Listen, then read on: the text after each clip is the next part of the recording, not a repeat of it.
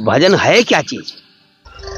न तो स्वास्थ्य सही रहेगा, न घर अच्छा रहेगा, न परिवार अच्छा रहेगा। क्योंकि सत्संग हमको जीना सिखाती है, सत्संग हमको बात करना सिखाती है, संतों का संग ही हमें भजन पूजन कराना सिखाती है। गोस्वामी तुलसीदास जी ने लिखा है, बिन सत्संग विवेक न होई, राम कृपा बिन सुलभ न सोई।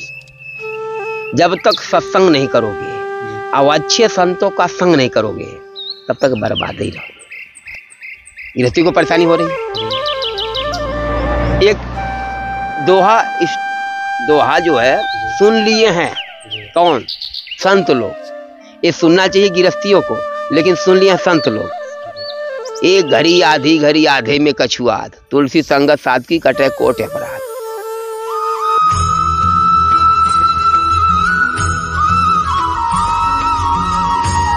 आप सभी प्रेमियों को श्री धाम बरसाना से जय श्री राधे। प्रेमियों, ब्रजभूमि की इस यात्रा में श्री जी की कृपा से, ठाकुर जी की कृपा से और साधु संतों, महात्माओं, दिव्य तपस्वी, तेजस्वी संतों के दर्शन हम कर पा रहे हैं और उनका आशीर्वाद हम ले पा रहे हैं। और प्रेमियों, सर्वप्रथम आपको मैं बता दूं, आप पहले तो धूप देखो, मौसम देखो। आप, ये गर्मी का समय है, जून का महीना चल रहा है और आज आप भी महसूस करें और हम भी ये चीज़ देख रहे हैं कि वृक्ष होना हमारे जीवन के लिए कितने जरूरी है। एक वृक्ष की छांव में बैठे हुए एक संत, जिनके सत्संग के लिए अब हम चल रहे हैं। और आपसे एक अनुरोध है, एक निवेदन है प्रेमियों, कि जहां संभव हो सके एक वृक्षारोपण अवश्य करवाएं या करें, कैसे भी करें, प्रेरित करें। भले ही हम नहीं कर पाए, लेकिन प्रेरित अवश्य करें, क्योंकि पर्यावरण हमारी जिम्मेदारी है, आपकी जिम्मेदारी है। तो उसी कड़ी में प्रेमियों, अब हम चल रहे हैं महात्मा के श्री चरणों में, क्योंकि गर्मी इतनी ज़्यादा है। एक वृक्ष की छांव के नीचे महात्मा बैठे हुए हैं, और महात्मा ऐसे हैं जो, यानी कि जिनकी कुटिया महात्मा के साथ साथ चलती है। उन्होंने एक छोटी सी एक गाड़ी है जो होते हैं, उसमें महाराज जी ने अपनी सारी व्यवस्थाएं बनाए रखी हैं। उसी में उनकी प्रसाद आदि की व्यवस्था सभी उसी में होती हैं। तो अब आइए, ज़्यादा समय नहीं लेते, महात्मा के श्री चरणों में बैठ के सत्संग का आनंद लेंगे और जो मन की जिज्ञासाएं होती हैं वो श्री चरणों में रखेंगे। और चैनल को सब्सक्राइब जरूर कर लिया करें, क्योंकि आप देखते हैं सत्संग, ये मैं देखता हूं कि आप सत्संग तो सुनते हैं, लेकिन चैनल सब्सक्राइब करना कहीं ना कहीं भूल जाते हैं सत्संग के आनंद में होते हुए। तो इतनी सी आपसे एक निवेदन था, तो आप कृपया करके ये जरूर करें। अब चल रहे हैं महाराज जी के श्री चरणों में और आनंद लेंगे सत्संग का। तो प्रेमियों, अब हम महात्मा के श्री चरणों में पहुँच गए हैं। और सर्वप्रथम मैं आपको दिखा दूं एक बार, ये तो महाराज जी की कुटिया है। एक बार महाराज जी की कुटिया दिखा दो, यानी कि इसी में आसन विश्राम आदि सारी चीज़ें इसी में, महाराज जी के भोजन यानी कि प्रसाद आदि तैयार करने की सामग्री आदि सभी चीज़ें महाराज जी ने इसी कुटिया, क्योंकि जैसे जहाँ जहाँ महाराज जी चलते हैं, महाराज जी की कुटिया महाराज जी के साथ ही चलती है। महाराज जी की एक आनंद में कुटिया है। राधेश्याम महाराज जी। और प्रेमियों, अब हम पहुँच गए महाराज जी के श्री चरणों में। और जय हो महाराज जी, जय हो। राधेश्याम महाराज जी। ये प्रेमी महाराज जी के खड़ा हुए, जिन्हें पहनकर महाराज जी यानी कि भ्रमण करते हैं, ठाकुर जी का चिंतन करते हैं। महाराज जी ये संतों के दर्शन करते हैं महाराज जी, और ये ठाकुर जी की कृपा है कि सब ठाकुर जी दर्शन हो जाते हैं। तो उसी कड़ी में महाराज जी आपके भी दर्शन हो गए, बड़ी कृपा हुई श्री जी की और आपकी। तो सर्वप्रथम महाराज जी आपका स्वास्थ्य बता दें महाराज जी कि आपका स्वास्थ्य कैसा है? हमारा स्वास्थ्य जब से साधु बने जब से ऐसे ही रहता है, सब ऐसे ही रहता है। कोई हमारे स्वास्थ्य में फर्क पड़ा नहीं आज तक। कोई फर्क नहीं, आज तक कोई फर्क नहीं पड़ा।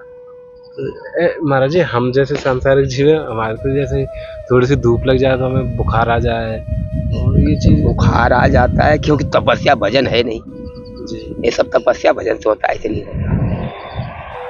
महाराज जी, जैसे गृहस्थ में रहते हुए हम यदि नहीं कर पाए भजन, नहीं, गृहस्थ में रहते हुए भी भजन हो सकता है, तपस्या भी हो सकती है, ऐसे कोई बात भी नहीं हो सकता।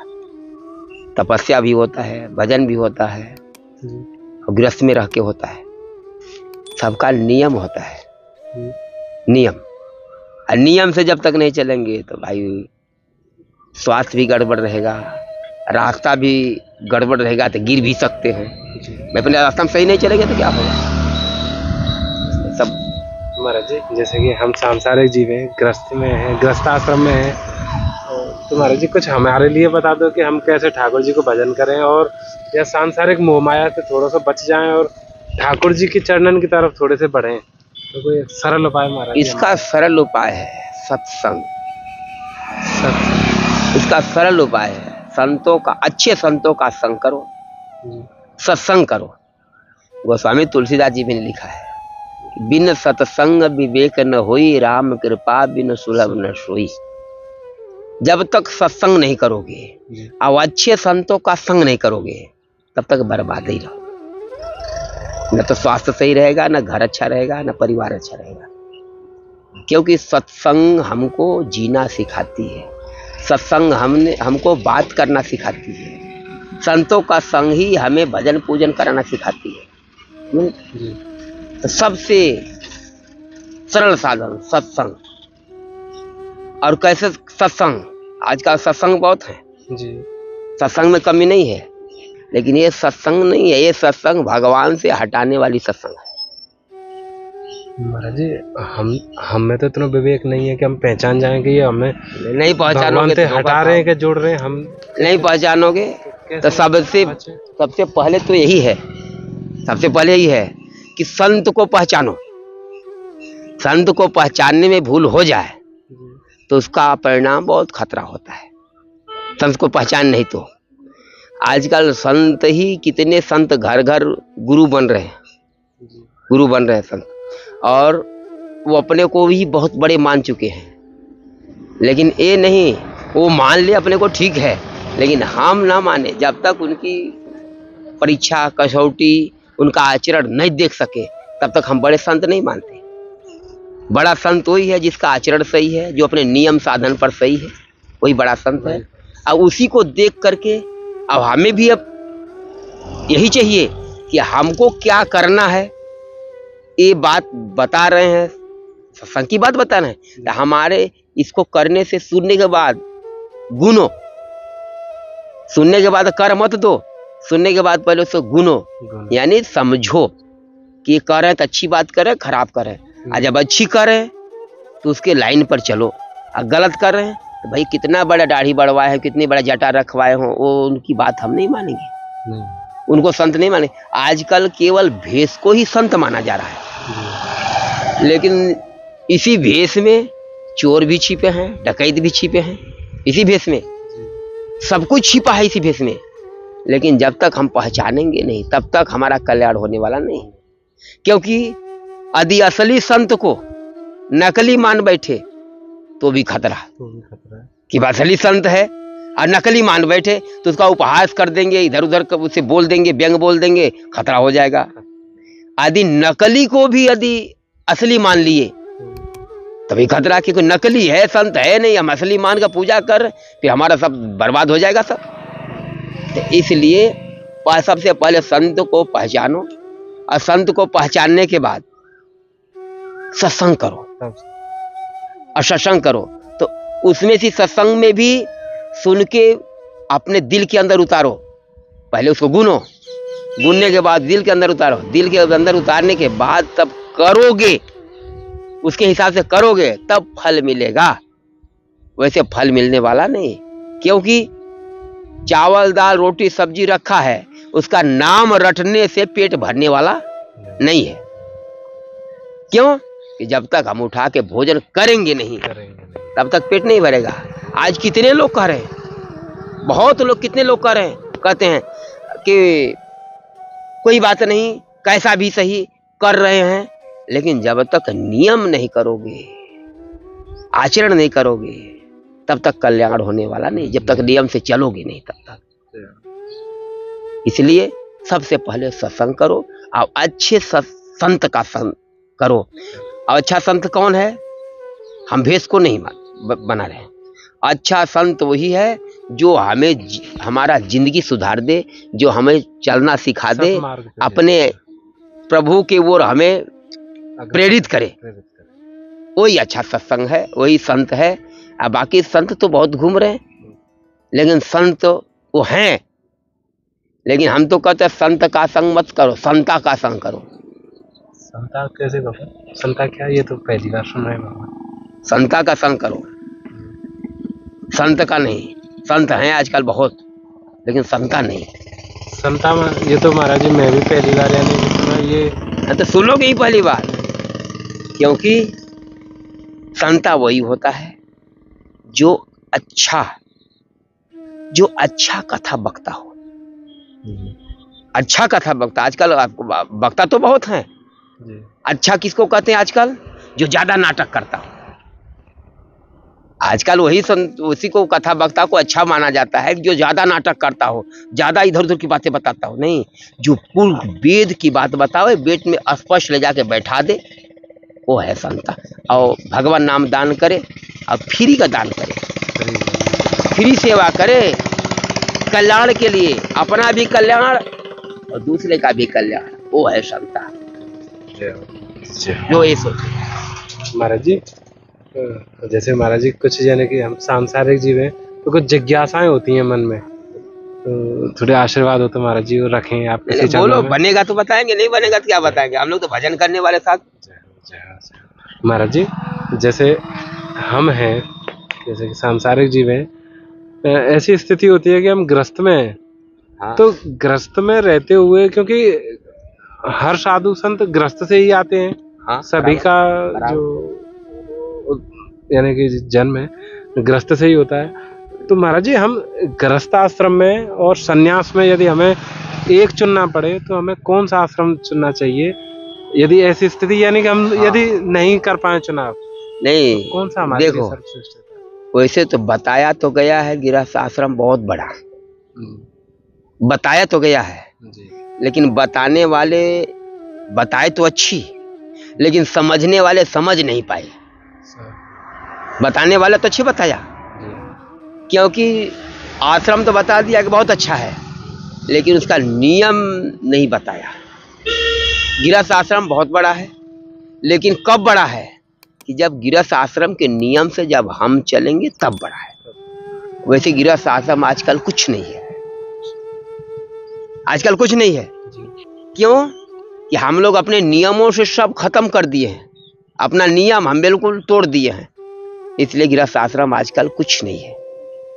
वैसे बताया तो है गृहस्थ आश्रम, लेकिन गृहस्थ आश्रम का जब नियम पकड़ेंगे तब बढ़िया है। परिवार में रह करके परिवार का पेट भरते हुए भजन करना। कौन कर रहा है? परिवार का पेट भरते हुए, पैसा कमाते हुए, दान दक्षिणा करते हुए भजन करना।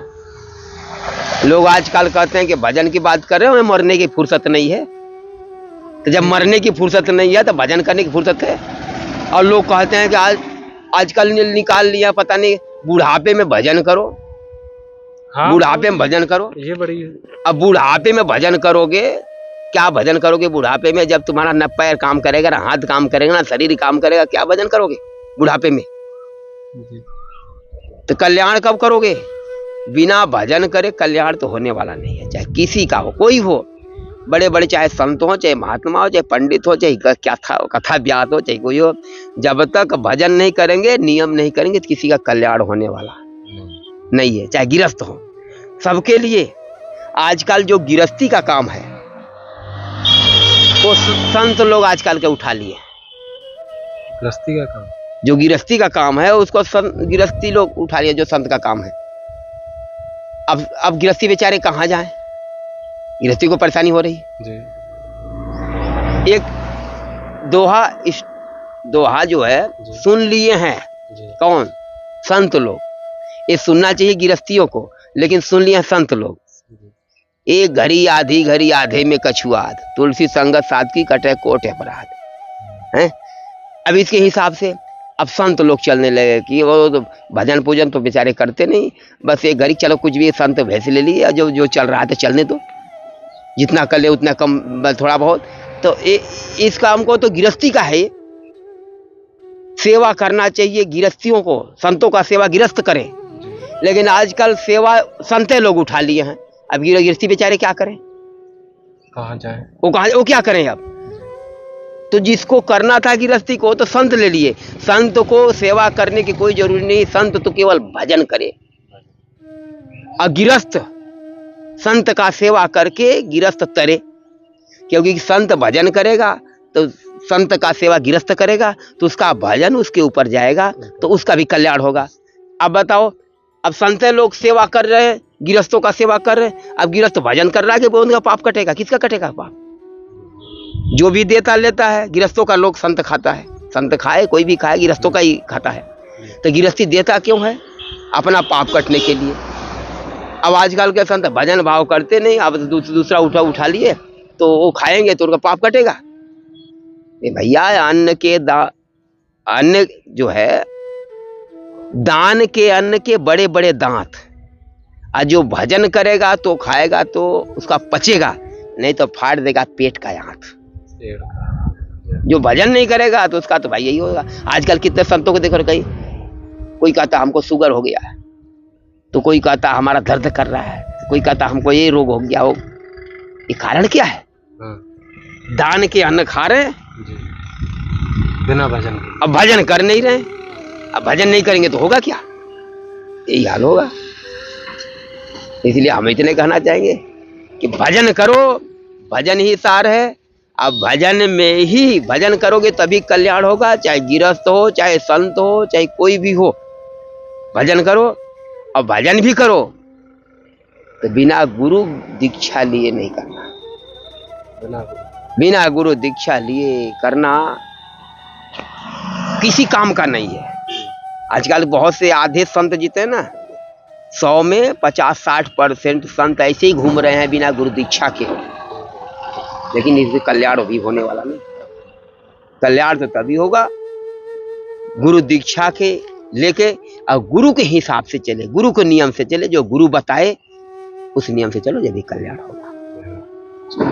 महाराज जी, एक जिज्ञासा एक श्री जी के भक्त हैं, उनकी है। वो उनकी जिज्ञासा ये है कि जैसे महाराज जी हम ग्रस्त में हैं, अब एक ग्रस्त होता है, एक सन्यास होता है, तो हम ग्रस्त में हैं, तो क्या ग्रस्त में रहते हुए हमें विवाह संस्कार में बंधने की जरूरत होती है?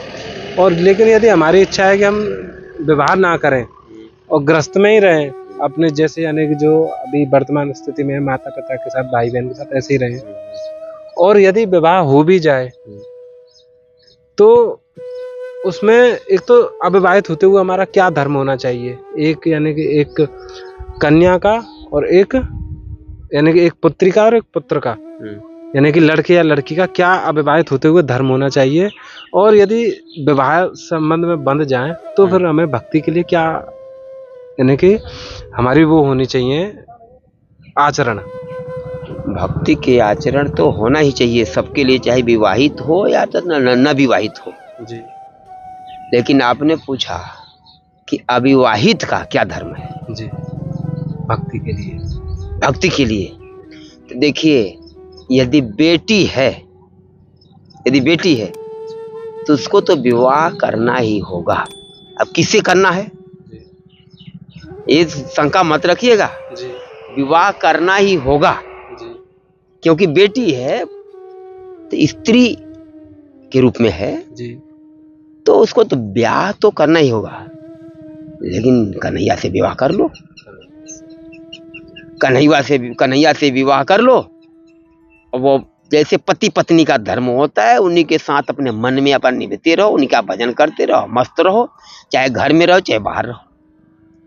यदि विवाह करने की इच्छा नहीं है तो, यदि विवाह करने की इच्छा है तो विवाह करके भजन करें, विवाह करके भी भजन करें। ये कोई ये जरूरी नहीं है कि विवाह करने वाले ही भजन करें या न करने वाले भजन करें, कोई नियम नहीं है। भजन तो सबको बताया गया है, लेकिन बात तो थोड़ा होता है कि गृहस्थ में रह के भजन होता नहीं है। गृहस्थ में रह के भजन होता नहीं है, क्योंकि गृहस्थ में कई कामें होती हैं, तो ये कर लेंगे तो करेंगे, ये करेंगे तो भजन है क्या चीज? भजन है क्या चीज?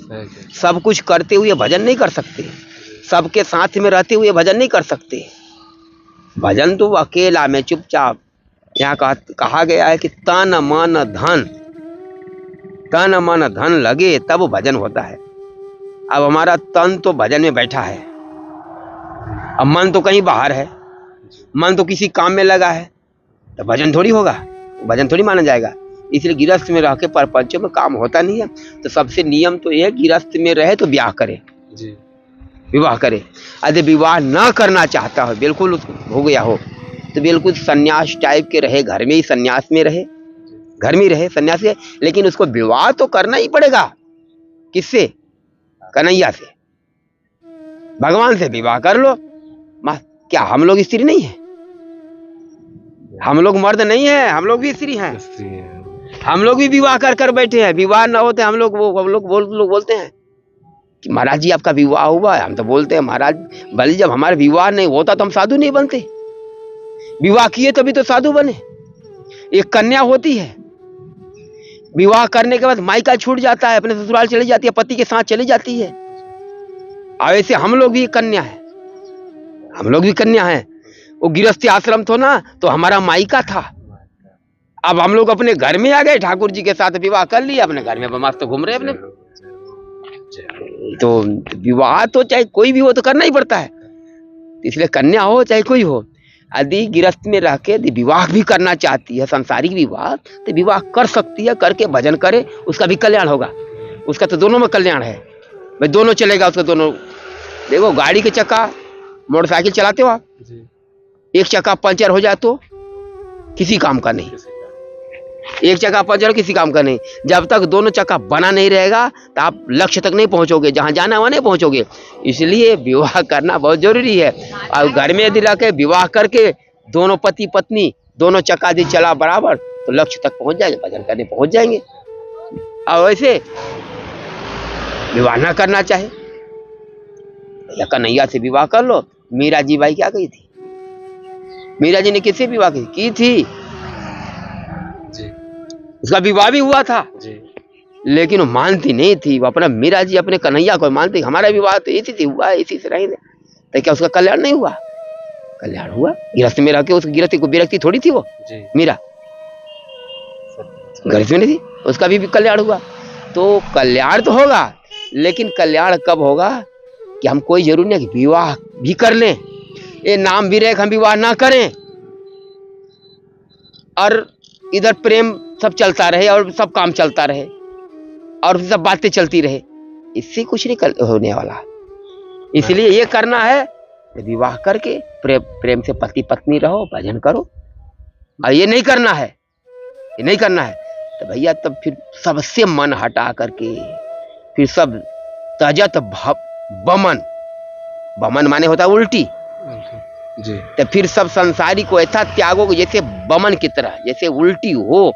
उल्टी को त्यागने के बाद कोई उधर देखता है क्या? तो फिर जब ऐसा बनना हो भैया विवाह मत करो, फिर भी कन्हैया से विवाह कर लो, अपना प्रेम से भजन करो, अपना कल्याण हो जाएगा।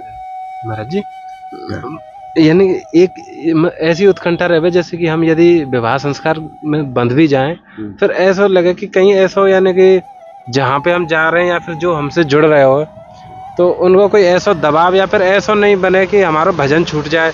हमारी इच्छा है कि हम भजन करें, ठाकुर जी को स्मरण करें, लेकिन वहाँ पे यदि स्थिति थोड़ी सी विपरीत हुई तो हम बात चीज से डरें कि या वे इतने डरें कि हम विवाह या वे नहीं करेंगे, तो वह स्थिति से कैसे निपटा जाए? विवाह ऐसा कहीं है ही नहीं यार कि भजन यदि हम चाहते हैं कि विवाह न करने से भजन हमारा गड़बड़ होगा कि करने से गड़बड़ होगा, ये तो खाली मन की बात है, मन की बात है। भजन कभी गड़बड़ नहीं होगा। हम करना चाहेंगे तो 100 आदमी के बीच में भी कर लेंगे, पति पत्नी के साथ रह के कर लेंगे, और नहीं करना चाहेंगे तो कहीं नहीं कर पाएंगे, चाहे विवाह करें या ना करें। फिर वही है कि दोनों लोग अपने हाथ ना सावें। ये विवाह किए होते थे यहाँ का लोग कम से कम मजा ले लेते, आनंद ले लेते, और नहीं किए थे भी मजा गया, और वो बन नहीं पाए, जहाँ तक के लिए नहीं किए बन नहीं पाए तो दोनों लोग गया। तो कम से कम विवाह करके भजन करो तो आनंद रहेगा, क्योंकि एक लोग तो बना रहेगा, यहाँ का बना रहेगा, कम से वहाँ का बने या ना बने। तो ऐसे ऐसे हो। लेकिन कल्याण तो उसी में होगा कि जब तक सब कुछ छोड़ के भजन नहीं करोगे, सब कुछ त्याग के भजन है, तब तक कल्याण होगा। लेकिन चाहे दोनों पति पत्नी त्याग के रहो, चाहे अकेले त्याग के रहो, लेकिन कल्याण करना है तो भजन करना ही होगा। भजन करना है, बिना भजन कहिए कल्याण नहीं होगा। जय हो महाराज। महाराज जी आपको बहुत, यानी कि आप जो आशीर्वचन मिले, हमें आशीर्वाद मिलो, बहुत ऐसे ही हम पे आशीर्वाद बनाए रखे महाराज जी के। हम संत हम लोगों में क्या रखा है भैया महाराज जी? अरे काहे के लिए महाराज जी, अरे हमें तो खूब प्रसाद मिला है। अरे ये सब करते हम नहीं बाबा। राधे श्याम। तो प्रेमियों, आपने महाराज जी की यानी कि वाणी का आनंद लिया और सत्संग का आनंद लिया। तो जो सत्संग यानी कि प्राप्त करके, जो सुन के, जो श्रवण करके जो आनंद आया, आप कमेंट करके अवश्य बताना। और मिलते हैं फिर ऐसे ही प्यारे से दिव्य सत्संग में, जहाँ पे महात्मा के चरणों में हम बैठे होंगे और आनंद ले रहे होंगे उनकी दिव्य वाणी का। और फिर में आप ब्रज विहार से जुड़े रहिए इसी तरीके सतत रूप से सत्संग का आनंद लेने के लिए। आप और हम मिलकर जो सत्संग का आनंद ले रहे हैं, ये कहीं ना कहीं आपके और हमारे दोनों के एक साथ यानी कि प्रयास से संभव हो पा रहा है, और श्री जी की कृपा इसमें अपार है। तो ऐसे आपका प्रेम बनाए रखिए। मिलते हैं ऐसे ही प्यारे से दिव्य सत्संग में। तब तक के लिए आप प्रेमियों को जय श्री राधे, जय श्री कृष्ण।